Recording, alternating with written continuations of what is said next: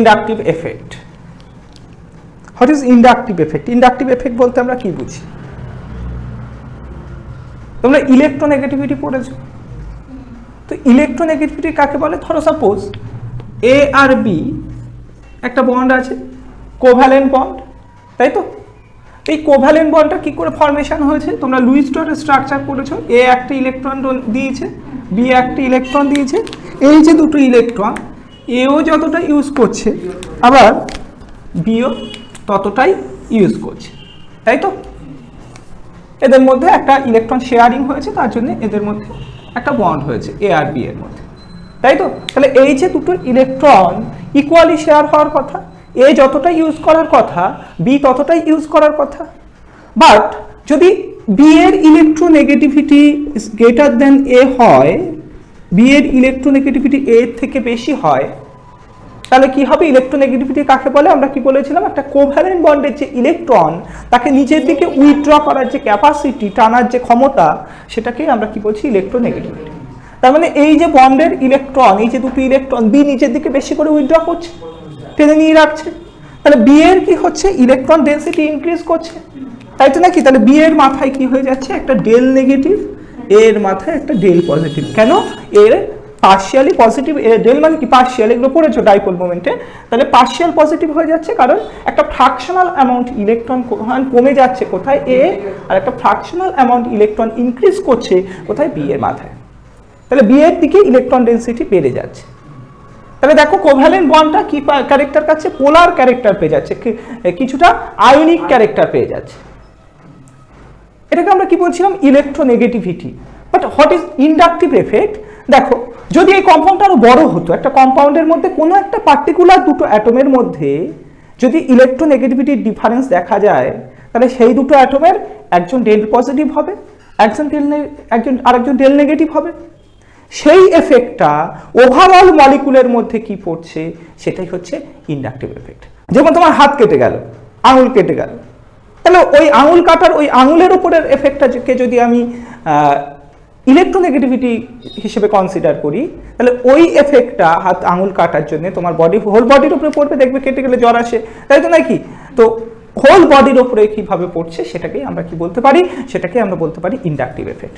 বোঝা গেছে? তাহলে আমরা যদি একটা কার্বন চেইন কনসিডার করি, ধরো সি সি সি, এখানে সিএল আছে, ওকে? একটা কার্বন চেইনে টার্মিনেটে সিএল আছে, এখানে আরো হাইড্রোজেন বা অন্য কিছু আছে, আমি আর লিখছি না। তাহলে এটার নাম দিলাম আমি C1, 1 নম্বর কার্বন, এটা 2 নম্বর কার্বন, এটা 3 নম্বর কার্বন, ঠিক আছে? তাহলে বিটুইন কার্বন এন্ড ক্লোরিন কোনটা বেশি electronegative? Chlorine is more electronegative. তার মানে কি হচ্ছে? Chlorine del minus, carbon del plus. কেন ডেল মাইনাস হচ্ছে? এই যে ক্লোরিন কি করছে? কার্বন থেকে ইলেকট্রন নিজের দিকে টানছে, due to its greater electronegative বা হায়ার ইলেকট্রোনেগেটিভিটি, তাই তো? এর হায়ার ইলেকট্রোনেগেটিভিটির জন্য ক্লোরিন কি করছে? নিজের দিকে ইলেকট্রন টেনে নিচ্ছে। তার ফলে এই 1 নম্বর কার্বনে কি হচ্ছে? ইলেকট্রন ডেফিসিয়েন্সি তৈরি হচ্ছে, ইলেকট্রনের একটা ঘাটতি বা খিদে তৈরি হচ্ছে এই 1 নম্বর কার্বন, ঠিক আছে? তাহলে 1 নম্বর কার্বন ডেল পজিটিভ হয়ে গেছে, এর ইলেকট্রনের খিদে তৈরি হয়েছে, ঠিক আছে? তাহলে তোমার খিদে পেয়েছে, ধরো ওর থেকে ও নিয়ে নিল, এখন ওর খিদে পেয়েছে, ও জোর করে নিয়ে নিয়েছে, তাই তো? তাহলে কি হবে? ও কি করবে? ওর এখন খিদে তো মেটাতে হবে, তাহলে ও কি করবে? ওর থেকে যে দুর্বল তার থেকে নেওয়ার চেষ্টা করবে, তাই তো নাকি? ওর থেকে ও বেশি শক্তিশালী, ওর থেকে ও টেনে নিল এর থেকে, তাহলে ও কি করবে? তোমার থেকে নেওয়ার চেষ্টা করবে, কি তাই তো নাকি? তাহলে কি হবে? এই কার্বন এখন ইলেকট্রন ডেফিসিয়েন্ট কার্বন, ওর ইলেকট্রনের খিদে আছে, ও কি করছে? ক্লোরিন থেকে তো নিতে পারছে না, ক্লোরিন উল্টে নিয়ে নিয়েছে, তখন ও কি করছে? এই যে পাশের কার্বনটা আছে, পাশের কার্বন থেকে কি করছে? ইলেকট্রন উইথড্র করছে, টেনে নিচ্ছে। তখন দেখো এই কার্বনের মাথায় কার্বন নাম্বার 2, সেখানেও একটা কি হবে? সেখানেও ডেল পজিটিভ হবে, বাট সেখানে কি হবে? ডাবল ডেল পজিটিভ দেবো। ডেল মানে কি? পার্শিয়াল, তার মানে পার্শিয়ালের পরিমাণ এখানে আরো বাড়ছে। তার মানে আমরা কি বলতে পারি? এর ইলেকট্রনের যতটা খিদে, এর খিদেটা আরেকটু কমে গেল, তাই তো? কেন? ক্লোরিন যতটা উইথড্র করতে পারবে, যতটা টানতে পারবে electron, due to its electronegativity, এই কার্বন কি ততটা টানতে পারবে? এর থেকে পারবে না, এ জাস্ট খিদে পেয়েছিল তাই টানলো। এবার এখন এ ইলেকট্রন 2 নম্বর কার্বন ইলেকট্রন ডেফিসিয়েন্ট, ইলেকট্রনের খিদে আছে, তাহলে 2 নম্বর কার্বন কি করবে? 2 নম্বর কার্বন এই পাশের থেকে টানবে, কিন্তু এ যতটা জোরে টানতে পারছিল 2 নম্বর কার্বন কতটা পারবে? পারবে না। ঠিক আছে, ডাবল ডেল মানে বললাম তো পার্শিয়ালের পরিমাণ বেড়ে গেল, খিদে আরো কমে গেল। তাহলে এখানে কি হলো? এখানে triple del positive. Beyond 3 carbon atom, 2 or 3 carbon atom দেখা যায় এই যে ইলেকট্রন উইথড্র করছে এটা এতটাই কমে যায় যে নেগলিজিবল জেনারেলি ধরা হয় না 3 নম্বর কার্বনে। ঠিক আছে, কিন্তু দেখবে তোমার বইয়ে বেঞ্জিনের প্যারা পজিশন ওটা 4 নম্বর কার্বন হচ্ছে, ওখানে তোমার ইন্ডাকটিভ এফেক্ট কিছু কিছু জায়গায় ধরা আছে। তো যদি অন্য কোনো এফেক্ট দিয়ে না দেখা যায় তখনই বেঞ্জিনের প্যারা পজিশন ইন্ডাকটিভ এফেক্ট কনসিডার করবে, আদারওয়াইজ মেটা পর্যন্ত 3 নম্বর কার্বন পর্যন্ত ইন্ডাকটিভ এফেক্ট কনসিডার করবে। ঠিক আছে, বোঝা গেছে আমার কথা? তাহলে বিয়ন্ড 3 কার্বন অ্যাটম, 3টে কার্বনের পরে আর ইন্ডাকটিভ এফেক্ট নেগলিজিবল হয়ে যাচ্ছে, আর ধরা হয় না। ঠিক আছে, তাহলে দেখো ইন্ডাকটিভ এফেক্ট মনে রাখবে, it is a permanent effect. মানে এই পোলারাইজেশন দেখো, পুরো ওভারঅল মলিকুলে যে পোলারাইজেশন হচ্ছে, এই পোলারাইজেশন পার্মানেন্ট পোলারাইজেশন হয়। ঠিক আছে, নাম্বার 2 কি? নাম্বার 2 হচ্ছে বিয়ন্ড 2 or 3 কার্বন অ্যাটম এটা নেগলিজিবল ধরা হয় না 3টে কার্বনের পর থেকে। এটা C1 C2 C3। Between carbon and lithium কে বেশি ইলেকট্রোনেগেটিভ? নিশ্চয়ই কার্বন। তাহলে কি হবে? এ ডেল মাইনাস, এটা ডেল প্লাস। তাহলে এখন কার্বন সে মাইনাস থাকতে চায় না, ইলেকট্রন এ কি করেছে? পাশের যে লিথিয়াম সে ঠেলে দিয়েছে বলতে পারি আমরা, পুশ করেছে কার্বনের দিকে ইলেকট্রন, বা উল্টো বলতে পারি কার্বন টেনে নিয়েছে। তাই তো নাকি? যেহেতু কার্বনের ইলেকট্রোনেগেটিভিটি লিথিয়ামের থেকে অনেক বেশি, তাহলে কার্বন ইলেকট্রন টেনে নিয়েছে। তাহলে এখন কার্বন মাইনাস থাকতে চায় না, ও নিউট্রাল হতে চাইবে, বা প্লাস হলে হয়, বাট সবসময় একটা এলিমেন্ট প্লাস বা মাইনাসে যে অবস্থাতেই থাক না কেন সে নিউট্রালের দিকে যেতে চায়। নিউট্রাল হলে সে সব থেকে বেশি স্টেবল হয়। তাহলে কার্বন নিউট্রাল হতে চায়। তাহলে কার্বন এখন কি করবে? নিউট্রাল হওয়ার জন্য এই যে বন্ডের ইলেকট্রন কোন দিকে ঠেলে দেবে? কার্বন নাম্বার 2 এর দিকে ঠেলে দেবে। তখন কার্বন নাম্বার 2 কি হয়ে যাচ্ছে? Double del negative. তাই তো নাকি? লিথিয়াম যতটা ঠেলতে পারবে এর দিকে, বা লিথিয়াম থেকে কার্বনটা যতটা বেশি করে টেনে নিতে পারবে, নিশ্চয়ই এখান থেকে নয়। সিমিলারলি কি হচ্ছে? এটা এখান থেকে ঠেলছে, তাহলে এটা ট্রিপল ডেল নেগেটিভ হয়ে যাচ্ছে। ঠিক আছে, তাহলে আমরা এখানে দেখো দেখতে পাচ্ছি ইন্ডাকটিভ এফেক্ট এভাবে আমরা লিখতে পারি Cr3Z। এখানে Z কি? এটার ক্ষেত্রে Z হচ্ছে ক্লোরিন, এটার ক্ষেত্রে Z কি? লিথিয়াম, তাই তো? Cr3Z।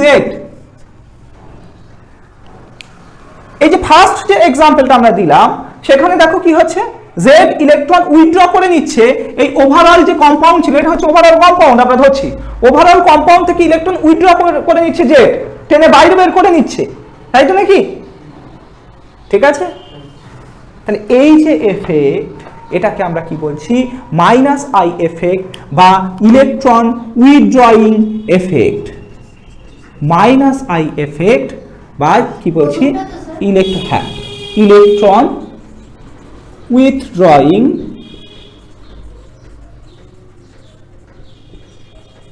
Effect, minus inductive effect. ঠিক আছে, কোন এফেক্টটা? এই ফার্স্টটাকে আমরা কি বলছি? ফার্স্ট এক্সাম্পলটাকে আমরা কি বলছি? Minus I effect when Z means এখানে ক্লোরিন আর কি ইলেকট্রন উইথড্র করে নিচ্ছে কোথা থেকে? ওভারঅল মলিকিউলস থেকে ইলেকট্রন টেনে বাইরে বের করে নিচ্ছে। সেকেন্ড যে এক্সাম্পলটা দিয়েছি সেখানে জেড কি করছে দেখো, এটাকে যদি আমরা এভাবে লিখি Cr3Z, তাহলে এখানে জেড কি করছে? ইলেকট্রন পুশ করছে, কার দিকে? ইলেকট্রন ঠেলে দিচ্ছে কার দিকে? ওভারঅল কম্পাউন্ডের মধ্যে, তাই তো? তাহলে এটাকে তার জন্য আমরা কি বলছি? প্লাস আই এফেক্ট বা ইলেকট্রন পুশিং এফেক্ট বা electron donating effect, ED effect. ঠিক আছে, ইলেকট্রন পুশিং এফেক্ট বা ইলেকট্রন ডোনেটিং এফেক্ট। জেড যদি কম্পাউন্ড থেকে যদি ইলেকট্রন টেনে বের করে নেয় Cr3Z, জেড যদি কম্পাউন্ড থেকে ইলেকট্রন টেনে বের করে নেয়, দ্যাট মিনস জেডের দিকে যদি ইলেকট্রন ডেন্সিটি বেশি থাকে তাহলে সেটাকে আমরা কি বলছি? Minus I effect. আর যদি জেডের দিকে ইলেকট্রন কম থাকে electron density, that means Z নিজের থেকে ইলেকট্রন ঠেলে দিচ্ছে, সামনে যে আছে তার দিকে, তাকে আমরা কি বলছি plus I effect, ED effect, electron donating effect বা ইলেকট্রন পুশিং এফেক্ট। তাহলে আমরা কি দেখতে পাচ্ছি, টু টাইপসের ইন্ডাকটিভ এফেক্ট, একটা হচ্ছে ইলেকট্রন ডোনেটিং এফেক্ট আর একটা কি ইলেকট্রন উইথড্রয়িং এফেক্ট। কারা প্লাস আই এফেক্ট শো করে আর কারা মাইনাস আই এফেক্ট শো করে।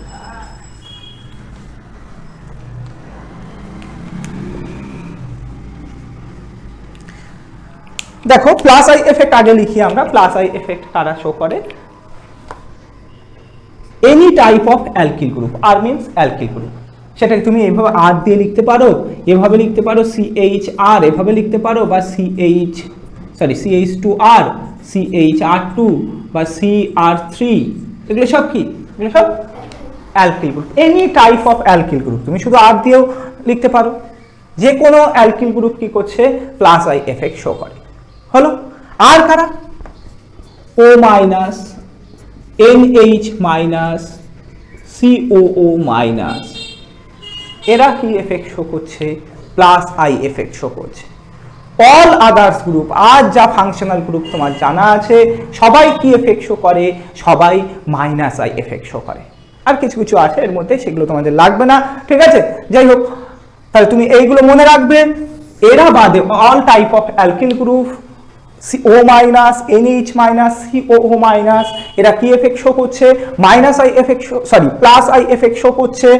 আর বাকি সমস্ত ফাংশনাল গ্রুপ যা তুমি জানো সবাই কি করে মাইনাস আই এফেক্ট শো করে। যেমন ধরো এক্সাম্পল হিসেবে আমরা দিতে পারি OH, NH2, COOH। দেখো একটা জিনিস খেয়াল করো, এখানে O মাইনাস হিসেবে যখন থাকছে তখন সে প্লাস আই এফেক্ট শো করছে, বাট OH যখনই হয়ে যাচ্ছে তখন সে মাইনাস আই এফেক্ট শো করছে। NH minus plus I effect show করে, NH2 minus NH2 minus I effect show করে, COO minus plus I effect show করে, COOH minus I effect show করে, ঠিক আছে। CN, CH double bond CH2, C triple bond CH, NO2 etcetera লেখা যেতে পারে। All other group, এগুলো বাদে বাকি যত গ্রুপ জানো সবাই কি এফেক্ট শো করে, সবাই মাইনাস আই এফেক্ট শো করে।